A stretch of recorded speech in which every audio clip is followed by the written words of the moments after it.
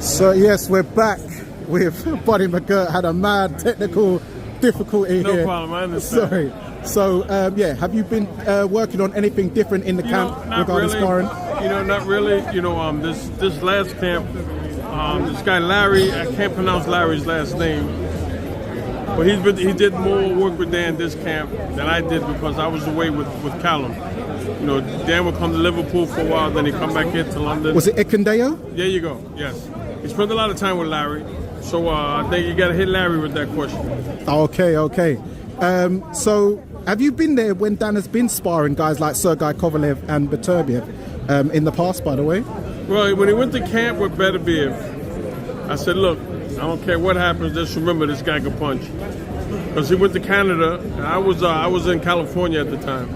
And he called me 2 days later and goes, you're right, this guy can punch. But Dan can hold his own.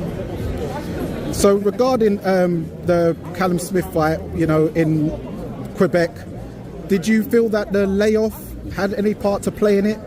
Listen, all I'm gonna say is this: it just wasn't our night that night. That's all. That night, Beterbiev was the better man. So it's over with now. We put it behind us and keep moving forward. Some people was questioning why is it you didn't throw in the towel? You jumped in the ring, sort of physically yourself. Was there any particular reason, or?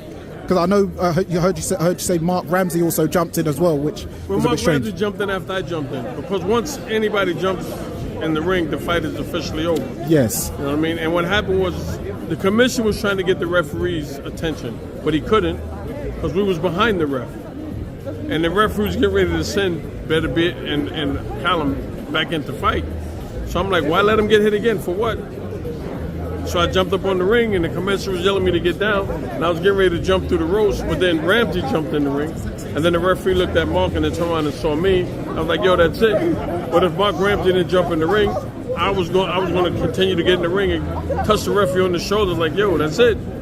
They tell him, oh, you could have got fined. So what? Fine me. But what do you want me to do? Sit and let my guy get hit or worry about a fine? Fine me. If you're going to fine me, fine me. It is what it is.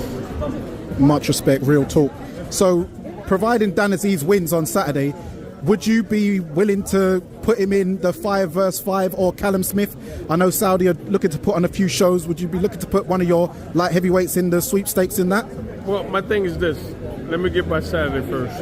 Let Dan get through Saturday first, and then we'll talk about that. I don't like to put the cart before the horse. And last question, the week after, in a few weeks, we've got Tyson Fury versus Usyk. How do you see that one going? I got to go with Fury. He's good at he's very good at using his height and his size to his advantage. And have you heard anything about Jael Pataya, about the sparring stories? What do you make about that, him dropping him? Whatever happens in camp and what happens as the fight is two different things. Thank you very much, sir, for your time. It's the legend, Buddy Mcgirt. Thank you very much, sir. Take care. It's Danny Glover from Fight Fan TV Live. And remember, guys, persistence beats resistance. You know where it is. All day, every day. In that order.